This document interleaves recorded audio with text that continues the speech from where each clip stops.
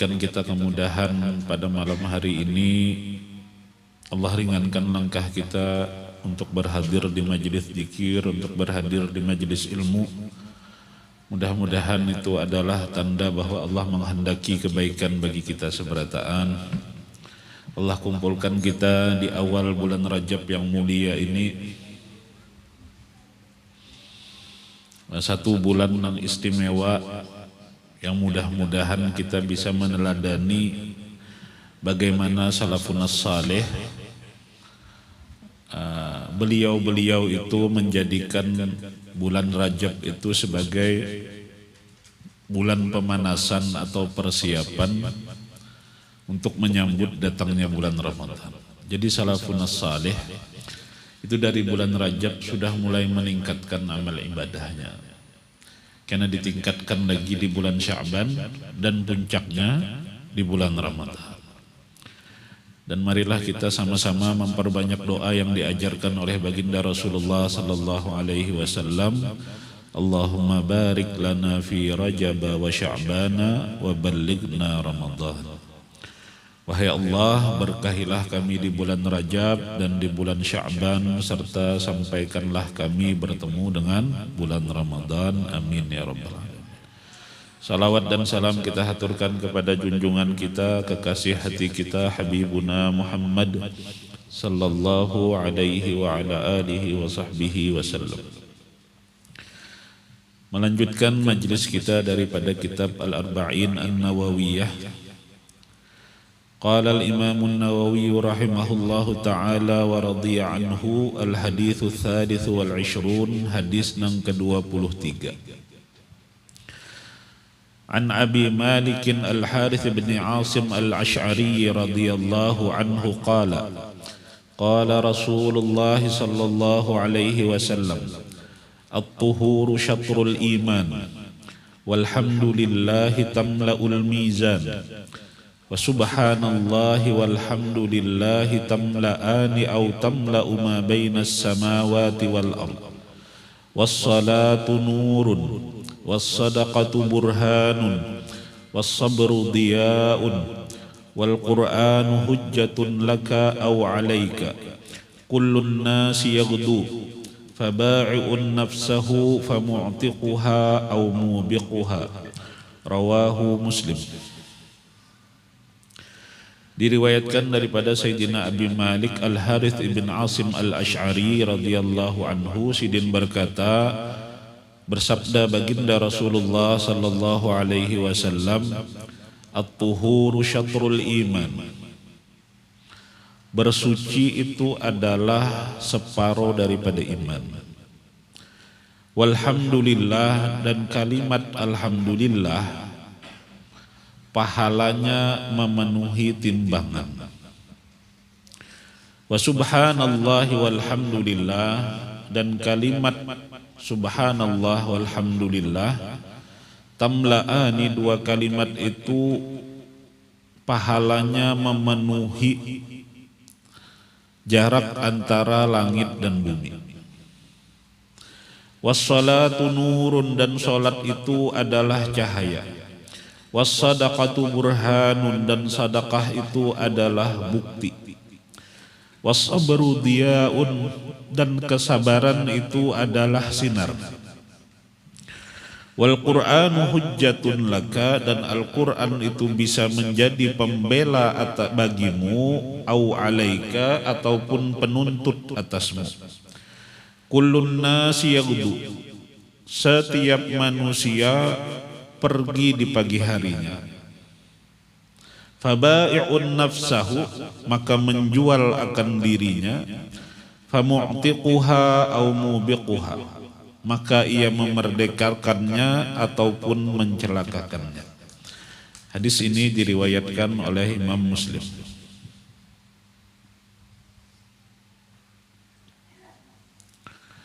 Yang pertama, mengenai pentingnya taharah ataupun bersuci di dalam syariat Islam. Nah, di sini Rasulullah sallallahu alaihi wasallam dalam sabda sidin menyebutkan bahwa bersuci itu Yang dimaksud bersuci baik itu dengan cara berwudu ataupun mandi jenabah ataupun menghilangkan najis dari badan, dari pakaian ataupun dari tempat.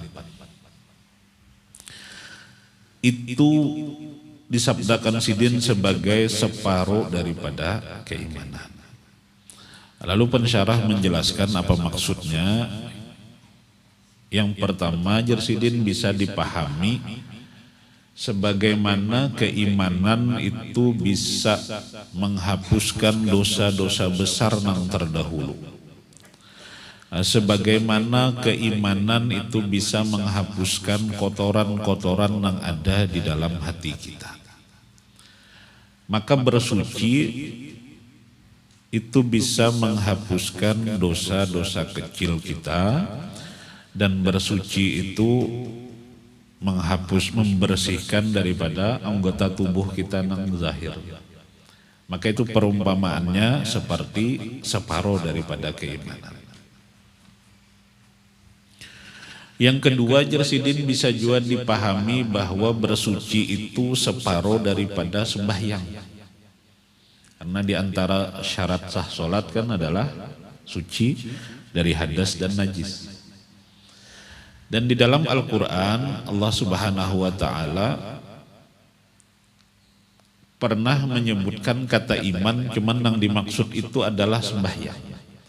Wa ma kana Allahu liyudhi'a imanakum, di dalam awal juz 2 itu, dan Allah tidaklah menyia-nyiakan iman kalian.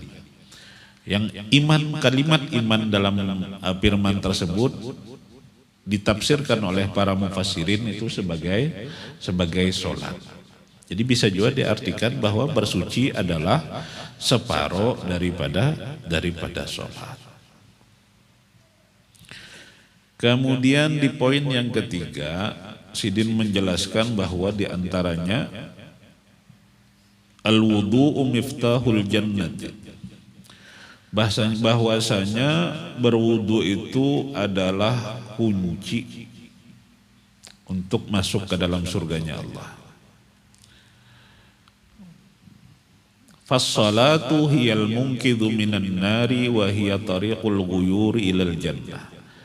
Salat itu adalah amalan yang paling utama yang bisa menyebabkan manusia menjadi wasilah manusia itu masuk, terhindar daripada api neraka, masuk ke dalam surganya Allah Subhanahu wa Ta'ala. Wat taharatu miftahus salati. Sementara bersuci itu adalah kuncinya untuk melaksanakan sholat. Maka jadilah ia sebagaimana sholat tadi jalan untuk menuju surganya Allah, maka kuncinya adalah dengan bersuci. Ada beberapa hadis di sini Sidin menyebutkan tentang keistimewaan berwudu. Saking baiknya Pak Allah Subhanahu wa Ta'ala itu lawan umat Rasulullah sallallahu alaihi wasallam. Allah menjadikan beberapa atau banyak sekali amaliyah-amaliyah yang dikerjakan oleh umat Rasulullah itu sebagai sebab terhapusnya dosa-dosa kecil, meskipun yang bersangkutan itu, meskipun kita itu kadang meminta ampun oleh Allah Ta'ala. Siapa berwudu kemudian menyempurnakan wudunya, maka gugurlah dosa-dosa kecilnya itu bersama dengan tetesan daripada air wudu itu tadi. Bahkan gugur dosa itu daripada sela-sela jari kita ini, daripada ujung-ujung kutu. Kita hendak melaksanakan sholat berjamaah di masjid. Setiap langkah kaki kita itu menggugurkan dosa kita tanpa kita meminta ampunan kepada Allah Subhanahu wa Ta'ala. Itu saking baiknya, saking rahmatnya Allah Subhanahu wa Ta'ala dengan umat Nabi Muhammad sallallahu alaihi wasallam. Ma min muslimin yatawaddau fayuhsinu wudu'ahu thumma yaqumu fayusalli rak'ataini yaqbalu alaihima biqalbihi wa wajhihi illa wajabat lahul jannah. Tidaklah seorang muslim berwudu kemudian ia menyempurnakan wudunya, kemudian ia menyaksanakan sholat 2 rakaat, menghadap kepada Allah Subhanahu wa taala dengan hati dan wajahnya, terkecuali wajib baginya surga. Dan wudhu ini Bapak dan Ibu adalah ciri orang nang bagus imannya. Sebagaimana Nabi sallallahu alaihi wasallam, la yuhafidha 'alal wudu'i illa mu'min. Tidak akan kawa mendawamkan wudhu, menjaga agar senantiasa suci, itu terkecuali orang yang benar-benar beriman.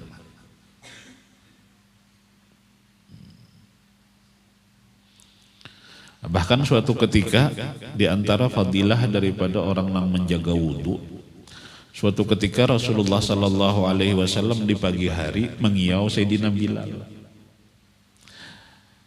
Ya Bilal, bima sabaqtani ilal jannah. Wahai Bilal, amalan apa nang ikam gawi sehingga ikam mendahului aku masuk surga? Inni dakhaltul barihata al jannata. Sesungguhnya aku tadi malam Yasidin masuk ke dalam surga. Wallahu alam, apakah ini melalui mimpi ataukah ketika Isra wal Mi'raj. Lalu aku mendengar langkah kaki ikam di dalam surga. Faqala Bilal, maka Sayyidina Bilal berkata, wahai Rasulullah, tidaklah ulun adzan kecuali setelahnya ulun solat 2 rakaat, dan tidaklah ulun berhadas terkecuali ulun langsung berwudu lagi. Artinya senantiasa memelihara wudu. Ini amalan yang bagus kalau memang bisa kita kerjakan. Insyaallah padilahnya seperti yang didapat oleh Sayyidina Bilal ini tadi. Termasuk yang dianjurkan itu, mungkin Allah alam, mungkin ada sebagian kita yang menggawi, sangat dianjurkan itu berwudu ketika hendak guring. Itu dianjurkan, kemudian kita baca zikir-zikir yang dianjurkan sebelum guring. Nah, diantaranya Subhanallah 33, Alhamdulillah 33, Allahu Akbar 34 kali, dan zikir-zikir lainnya. Nah, tapi perlu dipahami, bukan berarti harus dalam keadaan berwudu sampai teguring. Pokoknya pian hendak guring berwudu. Berabah, kalau ternyata belum teguring pian tekantut, menurut sebagian ulama kada perlu lagi berwudu. Kada harus nang sampai pian tapijim dalam keadaan suci kan. Pokoknya ketika siap guring pian berwudu. Lalu misalnya berhadas ketika belum lagi terpijim, sudah tidak perlu lagi berwudu menurut sebagian ulama. Karena kalau harus berwudu terus akan merepotkan. Termasuk kalau misalnya harus suci sampai teguring, berarti kita nang bermadhab Syafi'i ini kada kawa guring maragap bini. Pasti batal. Pasti batal kalau dalam madhab kita Syafi'i, madhab Imam Syafi'i, bersentuhan tangan aja perempuan dan suami dan istri itu tetap membatalkan wudu. Itu termasuk sunnah yang sangat dianjurkan adalah berwudu ketika hendak guring.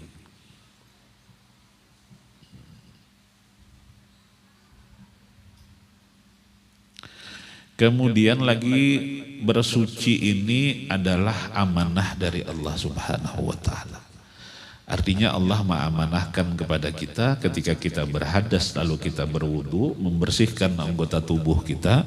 Ketika kita jinabah, hal-hal yang menyebabkan kita mengharuskan untuk mandi junub, Allah mengamanahkan kepada kita untuk membasahi seluruh anggota tubuh kita. Jadi ketika kita bersuci artinya kita menjaga amanah Allah Subhanahu wa taala. Sebagaimana diriwayatkan oleh Sayyidina Abi Ayyub Al-Ansari radhiyallahu anhu bahwasanya Rasulullah sallallahu alaihi wasallam bersabda, "As-salawatul khamsu wal jumu'atu ilal jumu'ati wa ada'ul amanati kafaratul lima bainahunna." Bahwa salat 5 waktu, artinya pian melaksanakan sholat zuhur lalu kena pian melaksanakan sholat asar, 2 sholat itu akan menggugurkan dosa yang pian kerjakan di antara keduanya. Satu sholat Jumat nang pian kerjakan di minggu ini dengan sholat Jumat nang pian kerjakan di minggu nang akan datang, maka itu akan menjadi kafarah dosa-dosa kecil nang kita kerjakan di antara satu minggu itu. Wa adaul amanah, dan begitu juga melaksanakan atau menunaikan amanah. Qila, maka ditanya Rasulullah sallallahu alaihi wasallam, wa ma adaul amanah, apa nang pian maksud melaksanakan amanah itu? Qala, Rasulullah bersabda, al-ghuslu minal janabati, itu mandi ketika kita sedang berjunub. Jadi pada intinya ketika kita bersuci itu kita benar-benar melaksanakannya atas dasar keimanan aja. Karena kita diperintahkan oleh Allah Subhanahu wa taala. Kalau kita pahami secara logika mungkin kadang masuk di logika. Mohon maaf, misalnya kita buang air kecil. Kenapa nang dibasuh muha? Kenapa berwudu itu kan membasuh muha, membasuh wajah, membasuh sebagian dari rambut, membasuh batis. Padahal bisa jadi nang kotor secara zahir kan pada saat itu cuma anggota kemaluan kita aja. Kayak itu juga ketika kita buang angin. Jadi kita berwudu memang semata-mata karena keimanan kita, Allah memerintahkan seperti itu. Kayak itu juga ketika kita jinabah, diperintahkan oleh Allah Subhanahu wa taala untuk membasuh dengan air seluruh anggota tubuh kita.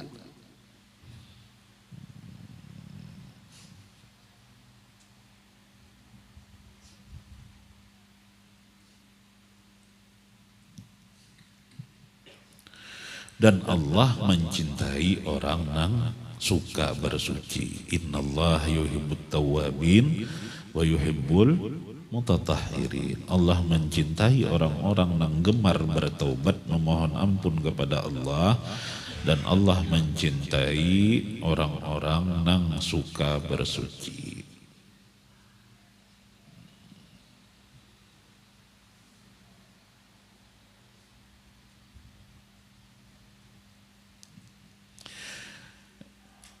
Dan wudhu ini Pak Bulah, insya Allah akan menjadi sebab kita itu mudah dikenali oleh baginda Rasulullah Sallallahu Alaihi Wasallam.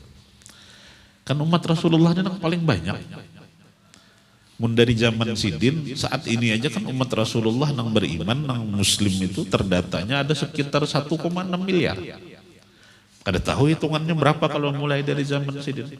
1.500 tahun yang lalu. Para sahabat sudah bertakun pada saat itu, wahai Rasulullah, kayak pakai pian meminandui umat pian. Kalau lawan kami, insya Allah pian pinandu, kita bertamu di alam dunia. Tapi kayak pakai pian meminandui umat pian. Nah, sekian banyak ketika manusia dari yang Allah ciptakan dari zaman Nabi Adam sampai manusia terakhir, itu karena Allah kumpulkan di padang mahsyar sedemikian banyak manusia, kayak apa pian meminandui umat pian. Lalu jawab Rasulullah Sallallahu Alaihi Wasallam, umatku itu kelak akan datang dalam keadaan ghurran muhajjalin. Ada cirinya Pak. Wajahnya bercahaya, tangannya bercahaya, batisnya bercahaya. Disebabkan apa? Min atharil wudu. Bila rajin kita memelihara wudu, insya Allah cahayanya akan lebih terang. Mudah-mudahan kita seberataan dipinandui oleh baginda Rasulullah Sallallahu Alaihi Wasallam, sampai kita seberataan ke haud Sidin, ke telaga Sidin, meminum kita seberataan daripada air telaga Sidin itu. Amin ya rabbal alamin.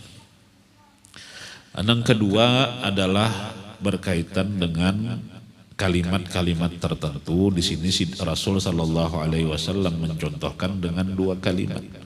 Yang pertama alhamdulillah, yaitu pujian kepada Allah Subhanahu wa taala atas segala nikmat Allah.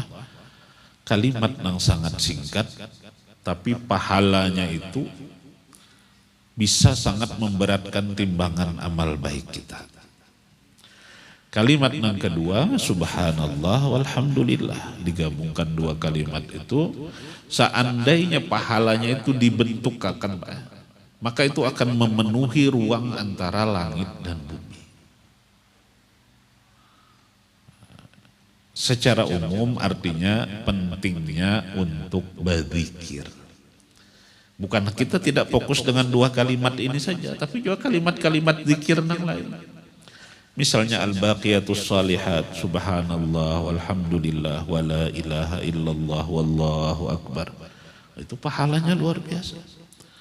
Zikir dengan membaca Al-Quran, zikir dengan kalimat musyarrafah la ilaha illallah.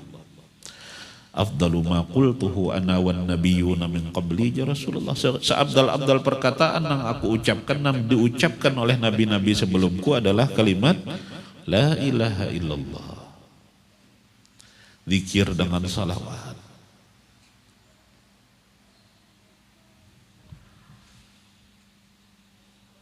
Karena buah yang sebenarnya diharapkan daripada ibadah-ibadah yang kita kerjakan itu adalah agar kita ini sesering mungkin itu senantiasa terkoneksi dengan Allah Ta'ala melalui zikir itu. Bukan hanya ketika sholatnya kita ingat, lalu di luar sholat kita kada ingat. Tapi kayak apa? Di sholat itu kita ingat, setelah sholat pun kita ingat. Makanya kan perintahnya contoh di dalam Al-Quran itu fa idza qadaitumus sholata fadhkurullah. Apabila kalian sudah mengerjakan sembahyang, maka ingatlah lawan Allah Ta'ala. Atau dalam haji misalnya fa idza qadaitum manasikakum fadhkurullah. Bila sudah melaksanakan manasik haji kalian, selesai melaksanakan manasik haji, maka yang dituntut itu adalah ingat lawan Allah Ta'ala. Karena kebanyakan jamaah haji ketika sudah selesai melaksanakan haji, yang diingat itu kampung halamannya. Yang diingat itu kuitannya. Fadhkurullaha kadzikrikum aba'akum. Makanya dituntut oleh Allah Ta'ala, ingatlah ya Allah sebagaimana ikam ingat lawan abah ikam. Atau nang zaman wahini nang diingat, siapa lagi nang belum tertukarkan oleh-olehnya. Nang diingat itunya. Lawan Allahnya sudah mulai diingat lagi. Nah sebenarnya ibadah itu wasilah. Supaya kita banyak ingat lawan Allah Ta'ala.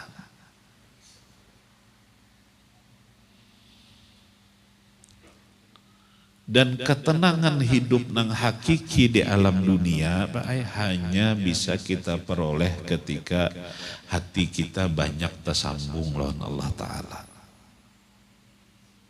Kenikmatan-kenikmatan duniawi, rumah kah, mobil kah, atau apakah makanan kah, pakaian kah, kadang menimbulkan kenikmatan, menimbulkan ketenangan, tapi kada hakiki. Betapa banyak orang yang nikmat duniawinya, rumahnya banyak, mobilnya banyak, hartanya berlimpah, tapi gersang, merasa kosong hatinya, karena kada connect lawan Allah Ta'ala. Jadi usahakan Bapak dan Ibu kalau bisa itu ada baisian wirid. Nang pian lazim makan, nang pian istiqamahkan. Misal setiap pagi pian membaca Quran selembar aja misalnya 2 halaman.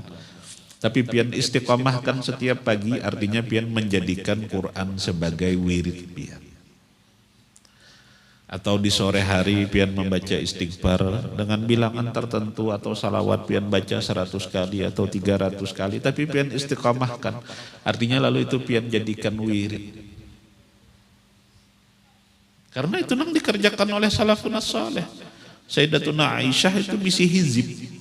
Bisi waktu-waktu tertentu di mana sidin membaca amaliyah-amaliyah tertentu.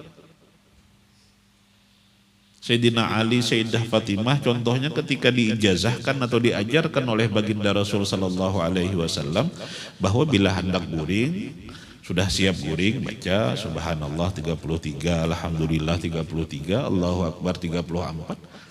Setelah diajarkan itu kada pernah lagi sidin meninggalkan. Bahkan dibaca sidin ketika peperangan. Ketika berperang pun Sayyidina Ali tetap membaca wirid itu. Sekurang-kurang wirid itu dibaca di pagi dan sore hari.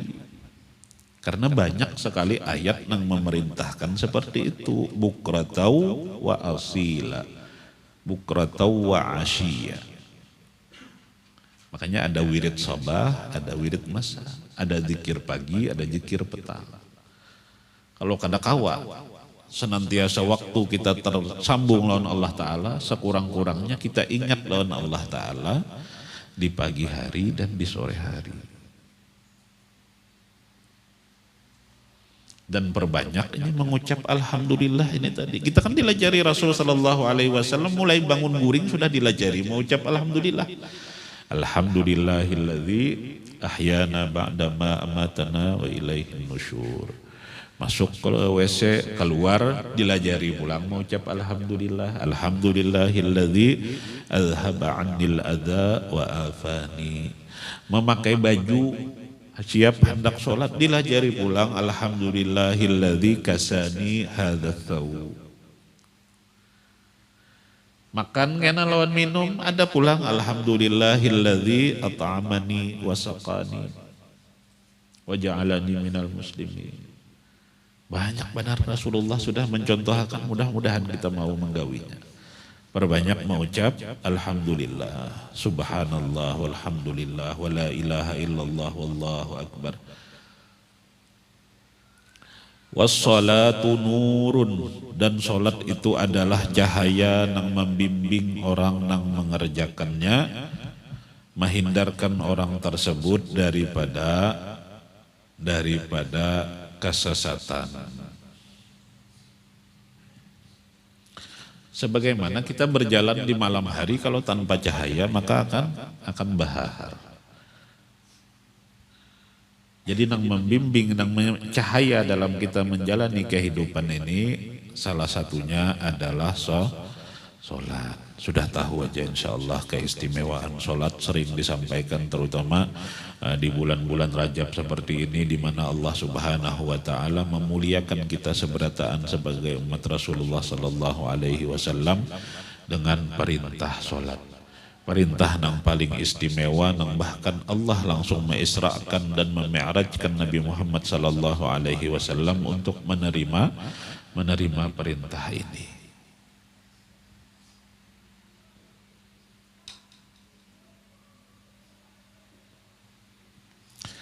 Amal yang pertama kali Pak Ay akan dihisab.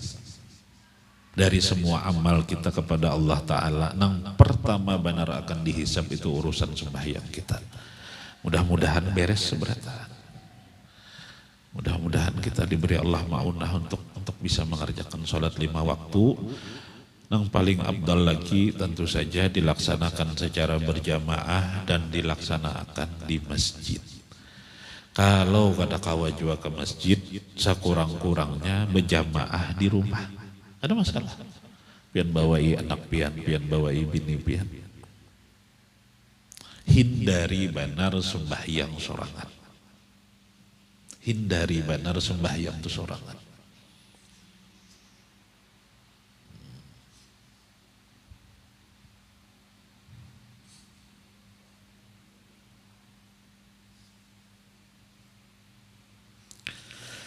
Dalam salah satu hadis Nabi sallallahu alaihi wasallam bersabda, barang siapa sholat 5 waktu fi jama'atin secara berjamaah, kelaknya akan melewati titian siratal mustaqim itu seperti kilat.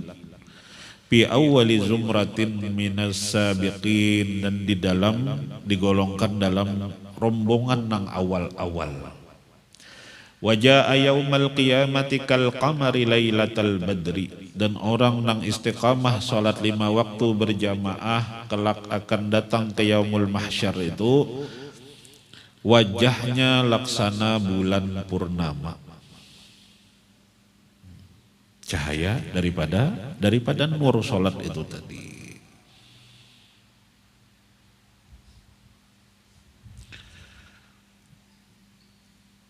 Dan sebagaimana diajarkan oleh baginda Rasulullah sallallahu alaihi wasallam, kita itu kalau banyak masalah kehidupan,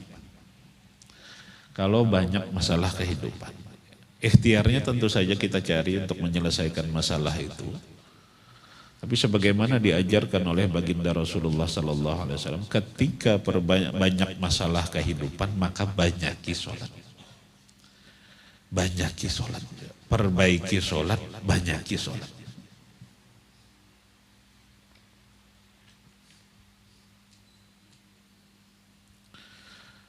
Wassadaqatu burhanun, dan sedekah itu adalah bukti apa? Bukti daripada keimanan seseorang. Karena dalam satu riwayat itu disebutkan tidak terkumpul di dalam hati seseorang itu iman dan sifat kikir.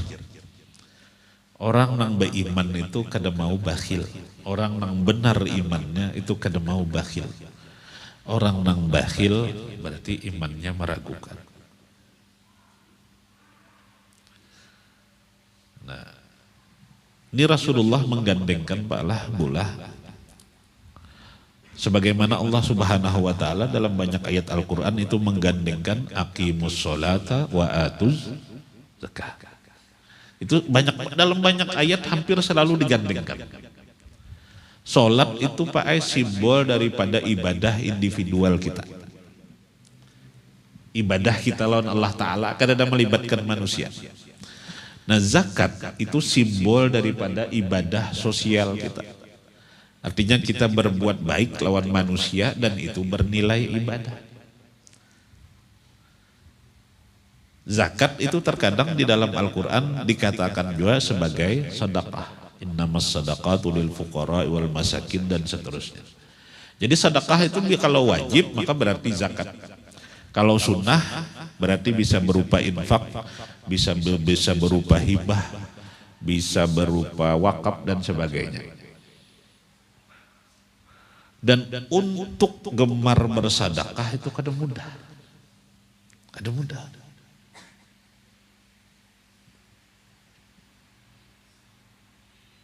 Orang hartanya banyak pun mengeluarkan jangan 100.000 atau berjuta-juta, mengeluarkan 10.000.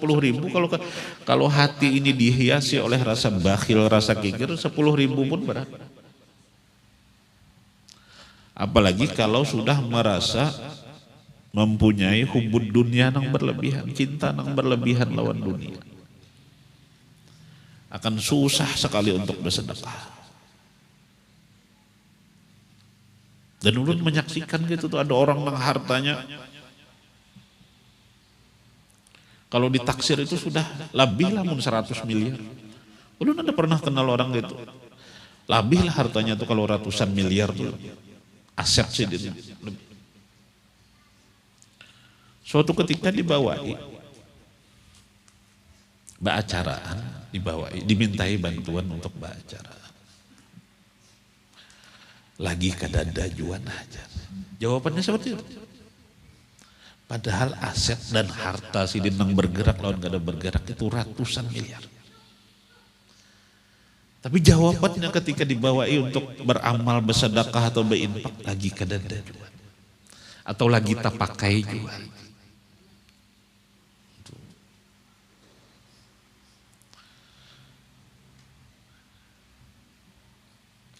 Dalam syariat itu sebenarnya ada tuntunan untuk melawan itu. Untuk melawan sifat bakhil kita itu.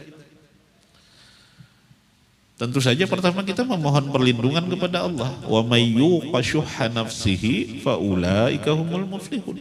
Siapa yang dipeliharakan Allah, artinya Allah yang memeliharakan daripada kekikiran jiwanya, maka mereka itulah orang-orang yang beruntung. Caranya diantaranya yang pertama,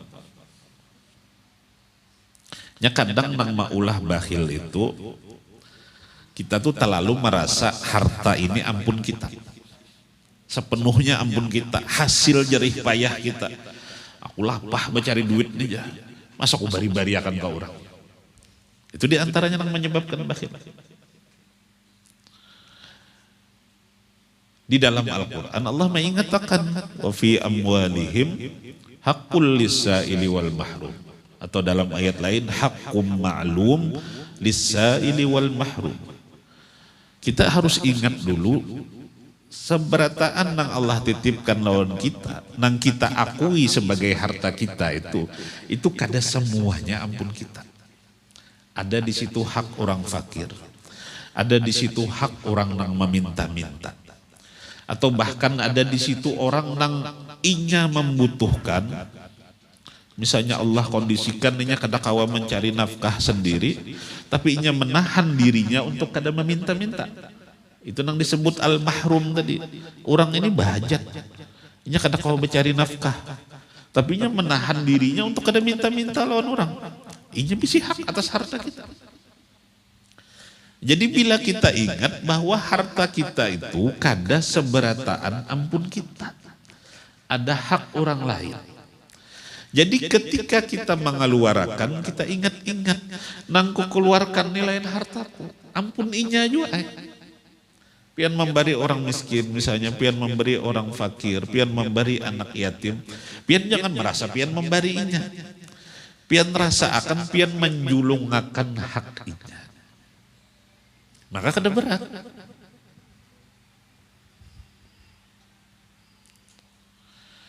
Kalau masih kuat merasa ampun seorang juga, kalau masih kuat merasa ampun seorang juga, wah hartanya aku nang mencarinya. Kada ingat bahwa ini cuma titipan Allah Ta'ala. Kalau merasa kuat dalam hati itu masih merasa ampun seorang juga, pinjam makan lawan Allah Ta'ala aja sih.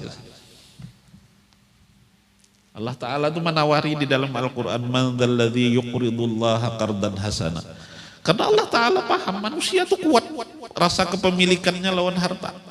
Dibawa iba sedekah koler, dibawa iba infak koler. Lalu Allah Ta'ala menawari, ku pinjam barang harta ikam itu ya Allah Ta'ala. Ku pinjam harta ikam itu, nah ikam infak akan disabilillah, ikam sedekah akan aku minjam di situ. Fayudha'ifahu lahu, kaina kulipat gandakan. Artinya ketika pian bersedekah, ketika pian berinfak, harta pian kada hilang. Harta pian itu kada hilang, dipinjam oleh Allah Ta'ala. Karena dilipat gandakan sidin. Bahkan diampuni Allah Ta'ala dosa-dosa kita dengan sebab itu. Itu kan kalau kita pahami bujur-bujur sebenarnya sindiran mungkin. Kita sering ketika kena musibah atau mendengar kabar berita duka, tak ucap oleh lisan kita, innalillah, pengakuan dari diri kita, sesungguhnya kita ini jangankan harta, jangankan anak, jangankan bini, kita ini ampun Allah Ta'ala. Mengaku kita ketika itu, innalillah, sesungguhnya kita ini seberataan ampun Allah Ta'ala. Jangankan harta kita, diri kita ini ampun Allah Ta'ala. Wa inna ilaihi raji'un. Dan kita seberataan akan kembali kepada Allah Ta'ala.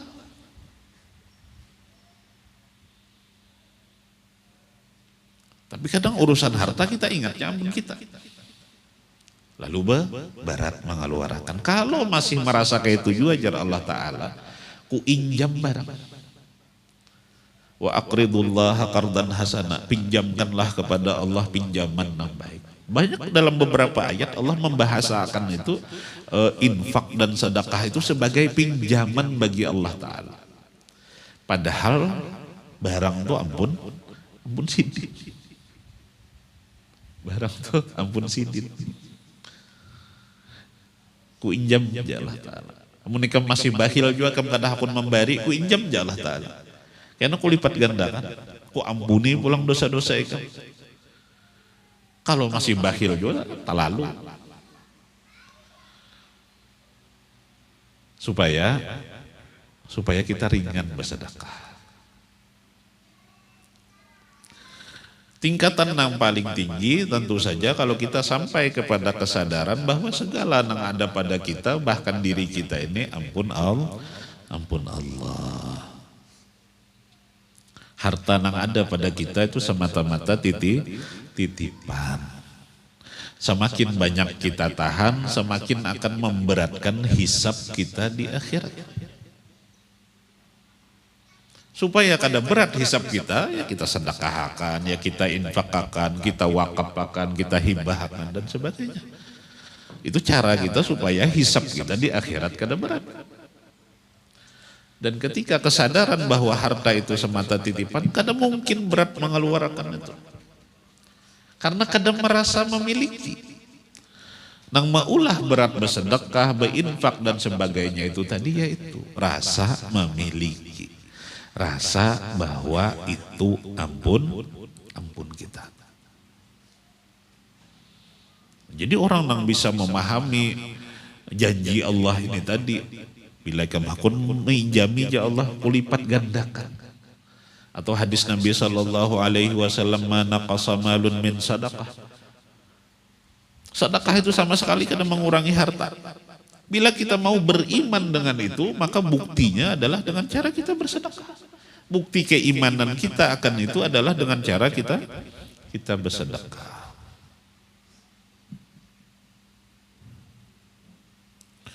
Wasabru diyaun. Rasulullah melanjutkan sabda sidin bahwasanya sabar itu adalah sinar. Wadiya'u huwa an-nurul ladzi yahsulu fihi naw'u hararatin wa ihraqin. Sinar itu cahaya yang mengandung sifat panas atau bahkan bisa membakar.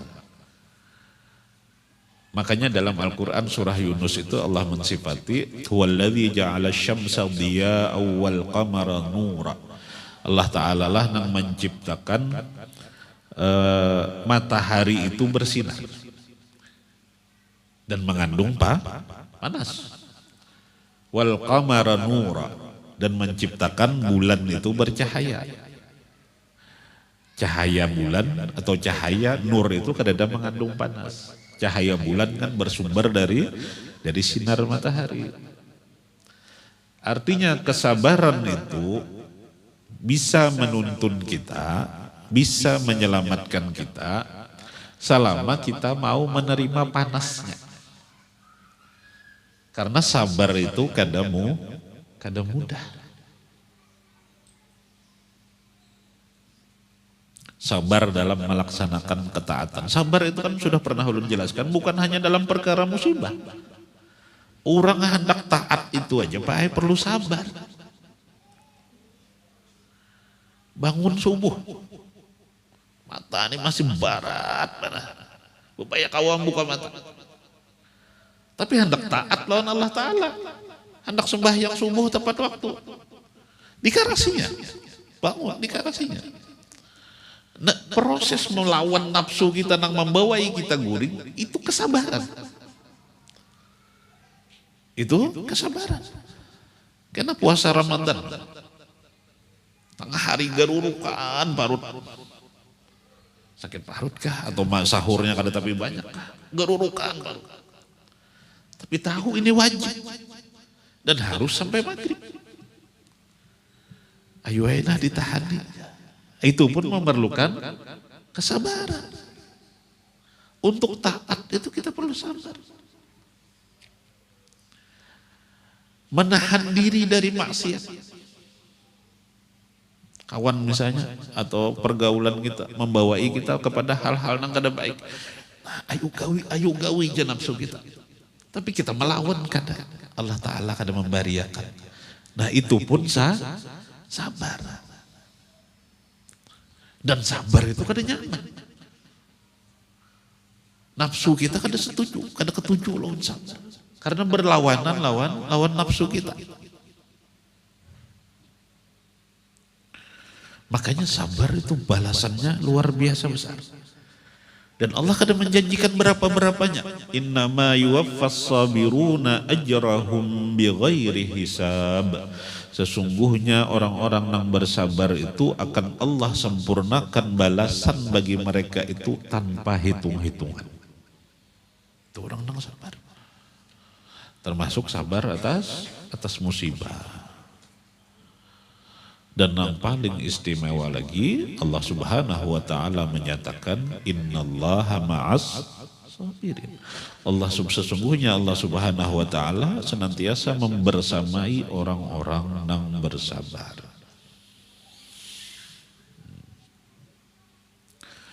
Al-Qur'anu hujjatun laka aw 'alaika, dan Al-Qur'an itu bisa menjadi penolong atasmu dan bisa juga menjadi penuntut.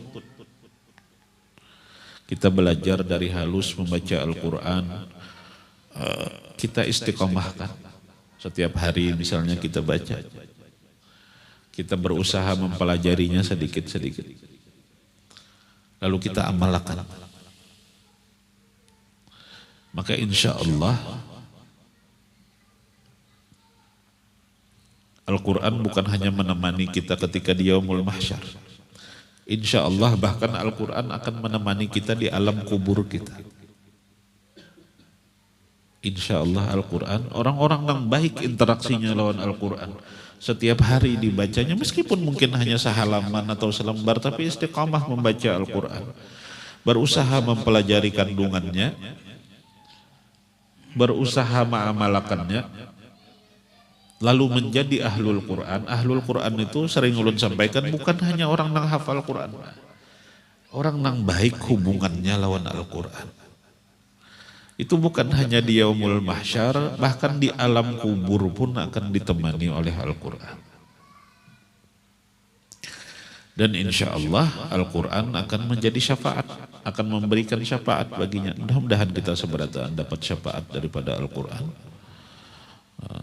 Terlebih lagi apabila mungkin ada di antara anak keturunan kita nang kawa kita arahkan untuk menjadi ahlul Quran nang sebenarnya, benar-benar ahlul Quran, misalnya hafal Quran, lalu mengamalkan Al-Quran, istiqamah membaca Al-Quran. Ini keistimewaan Al-Quran, Pak. Mohon maaf, misal kita sebagai orang tua tuh jarang-jarang mengaji, jarang-jarang mengaji. Tapi ada anak kita yang Allah tetapkan sebagai ahlul Quran. Itu barakat daripada anak kita itu tadi. Kita sebagai orang tuanya akan diberikan Allah pakaian kemewahan, akan diberikan Allah pakaian kemuliaan. Nang kita itu sampai-sampai bingung. Bima kusina hadza. Apa sebabnya kami ini dipakaikan pakaian seperti ini? Jawabannya adalah bi akhdhi waladikumal Qur'an. Karena anak ikam menjadi ahli Quran. Maka ulun sering menasihatkan, mewasiatkan, kalau bisa satulah daripada anak kita, satu daripada cucu kita arahkan untuk menjadi ahli Quran. Kalau kada kawa jua pian bantui barang orang-orang anak-anak santri yang lagi menghafal Quran, yang lagi mempelajari Al-Quran. Pian bantu berapakah mungkin setiap bulan pian bantu nafkahnya. Insya Allah akan tetap mendapatkan keberkahan atau kemuliaan yang dijanjikan tadi. Tapi sebaliknya, kalau hubungan kita lawan Al-Quran gada baik, na'udzubillah, Al-Quran yang kelak akan menuntut kita. Kita bisa membaca Al-Quran, kita tahu beberapa kandungannya, oh ada larangan-larangan seperti ini di dalam Al-Quran, oh ada perintah seperti ini di dalam Al-Quran, lalu kada kita gawi. Atau larangan yang ada di dalam Al-Quran itu kita langgar. Atau na'udzubillah, kada tahu sama sekali lawan Al-Quran, kada hendak membaca. Bahkan di bulan Ramadan pun kada terbaca misalnya, kada tahu lawan Al-Quran. Wa qala ar-rasulu ya rabbi inna qaumi ittakhadhu hadzal qur'ana mahjura. Al-Quran itu benar-benar diabaikannya. Itu nang Al-Quran naudzubillah bisa menuntut inya. Di hadapan Allah Ta'ala, wahai Allah Ta'ala, inya kada tahu lawan ulun. Padahal ulun ini kitab sucinya. Inya kada mau membaca ulun, inya kada mau mempelajari kandungan ulun, inya kada mau mengajarkan apa yang ada pada ulun. Nah itu na'udzubillah, Al-Quran bisa menuntutnya. Mudah-mudahan kita dijadikan Allah, anak keturunan kita dijadikan daripada ahlul Quran, alladzina hum ahlullahi wa khassatuh.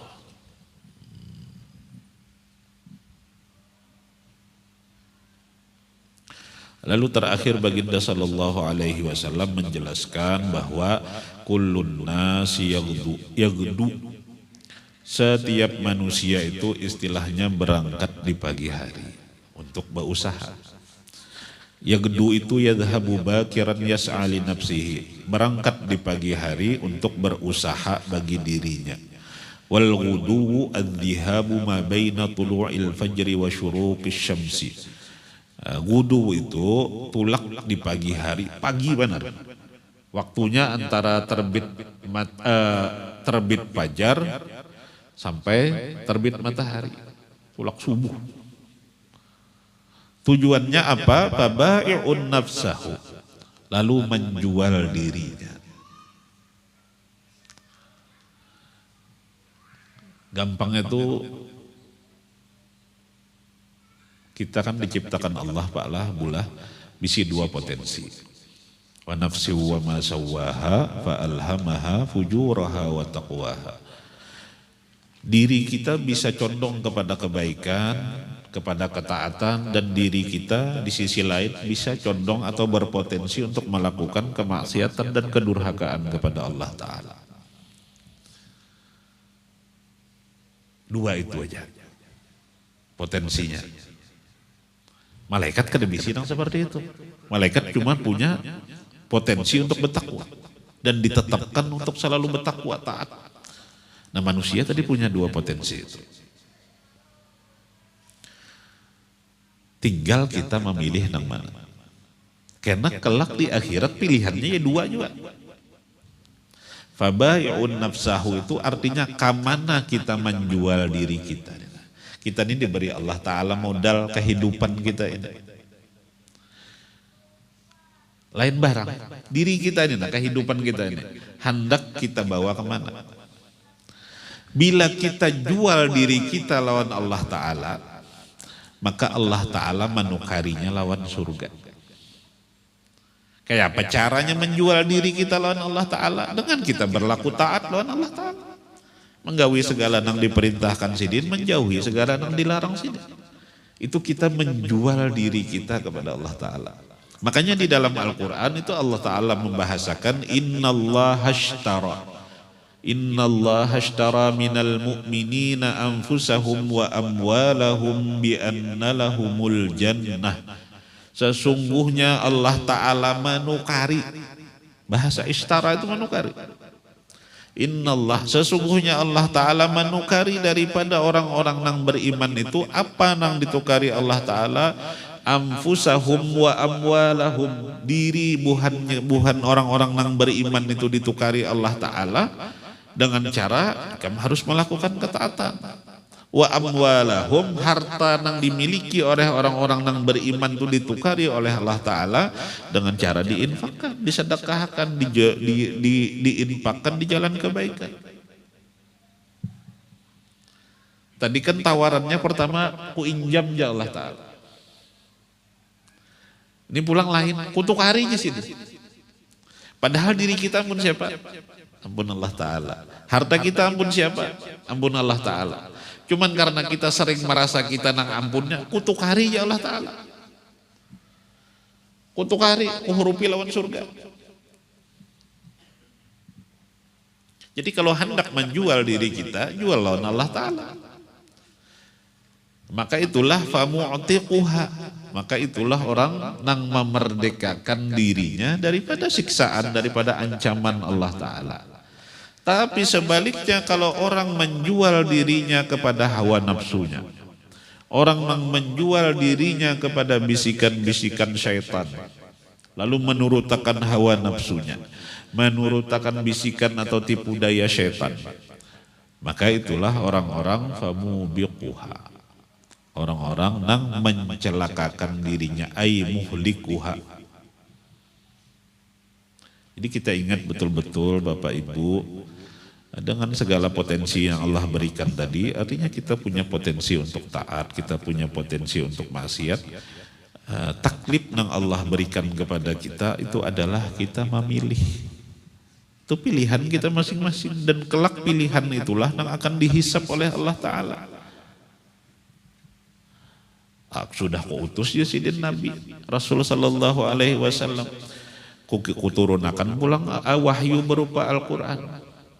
Kemudian ada pulang suntunan daripada sunnah Rasul sallallahu alaihi wasallam. Oke, inilah jalannya kalau hendak selamat. Oh ini jalan yang menuju kecelakaan. Ini jalan yang ketujuh yang menuju kepada neraka Allah Ta'ala. Kita di tengah-tengah sini di persimpangan. Kita nang menentukan pilihan itu. Hendak ke mana kita? Apakah kita jual diri kita kepada Allah Ta'ala dengan cara melakukan ketaatan? Maka Allah akan membalasnya dengan surganya Allah Ta'ala. Atau kita jual diri kita kepada hawa nafsu kita, kepada bisikan-bisikan syaitan, sehingga terjerumus akan tergelincir kepada kebinasaan di dunia dan di akhirat. Jadi pada intinya kan kehidupan kita ini, apa yang kita usahakan dalam kehidupan ini pada akhirnya adalah berusaha mencari keridhaan Allah Subhanahu wa Ta'ala. Bila hendak selamat, kita berusaha mencari keridhaan Allah Subhanahu wa Ta'ala.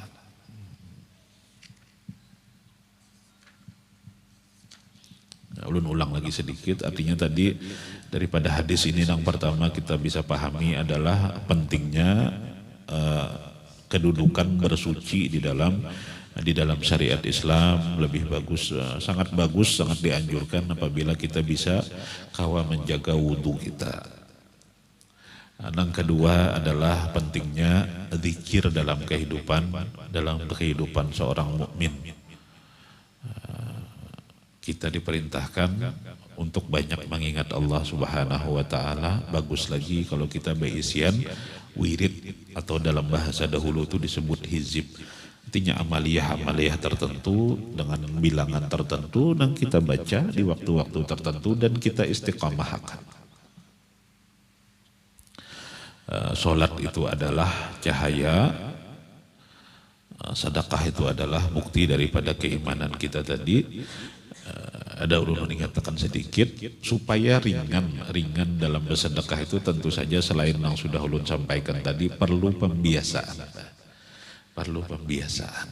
Kalau misalnya pian ada satu waktu setiap hari kawa ke masjid, pian celengakan setiap hari 2.000 misalnya. Atau kalaupun pian sholat di rumah, ibu-ibu sholat di rumah 5 waktu misalnya, pian ulah celengan, pernah ulun sampaikan juga, pian ulah sediakan celengan. Nah, setiap selesai sholat subuh pian masuk akan 1.000 kah, 2.000 kah, 5.000. Karena seminggu atau sebulan pian kumpulkan terkumpul, pian masuk akan ke celengan masjid misalnya. Jadi pian pembiasaannya setiap hari supaya kada berat. Wasabru diyaun, dan kesabaran itu adalah sinar yang menerangi kita selama kita mau menerima panasnya. Sebagaimana cahaya matahari kan di waktu-waktu tertentu menyehatkan kita, tapi kita harus menerima panasnya itu tadi. Maka itu juga dalam bersabar. Terkadang kesabaran itu pahit. Tapi bila kita mau menerimanya, itu menjadi obat bagi kita. Wal Qur'anu hujjatun laka aw alaika. Ini kedudukan Al-Quran. Kita ingat bujur-bujur Al-Quran ini Pak Bu Ai, kitab suci umat Islam, warisan daripada baginda Rasulullah Sallallahu Alaihi Wasallam. Jangan kita abai lawan Quran. Dibaca sekurang-kurangnya sehalaman sehari kan apa? Dibaca tadi. Jangan di bulan puasa aja baca Quran, baca setiap hari. Sudah ulun membaca setiap hari Al-Fatihah. Baca surahnya. Lebih bagus lagi sebagaimana anjuran para ulama, kalau bisa setiap bulan khatam sekali, bagus lagi. Dan pada akhirnya kita menjalani kehidupan ini, tujuan akhirnya cuma 2. Imma ilal jannati khalidina fiha wa imma ilan nar. 2 aja pilihan hidup kita di akhirat kelak. Dan itu tentu saja ditentukan kayak apa pilihan kita ketika hidup di alam dunia. Apakah dalam bahasa Nabi tadi, apakah kita menjual diri kita kepada Allah Ta'ala, ataukah kita menjual diri kita kepada hawa nafsu kita, kepada godaan-godaan syaitan itu tadi. Mudah-mudahan Allah Subhanahu wa Ta'ala menyelamatkan kita seberataan, memberi kita ma'unah, untuk bisa sepenuhnya menjadi hamba-hamba yang taat kepada Allah Subhanahu wa taala, taat kepada baginda Rasulullah sallallahu alaihi wasallam. Mudah-mudahan jadi ilmu yang bermanfaat bagi kita seberataan. Kita berdoa sekali lagi, Allahumma barik lana fi Rajab wa Sya'ban wa ballighna Ramadan. Wahai Allah yang Maha Mulia, berkahilah kami di bulan Rajab ini, di bulan Sya'ban, dan sampaikanlah kami kepada bulan Ramadan, dan berilah kami ma'unah untuk bisa melaksanakan siyam wal qiyam. Amin ya rabbal alamin. Terakhir ulun mintakan kepada Ustaz Yasir untuk membacakan tahlil untuk saudari kita Ibu Hajjah Sukiyarti bin Haji Saifullah yang sudah 2 tahun mendahului kita seberataan. Mudah-mudahan Allah lapangkan kubur Sidin, Allah tambahkan rahmat dan maghfirah bagi Sidin. Amin ya rabbal alamin.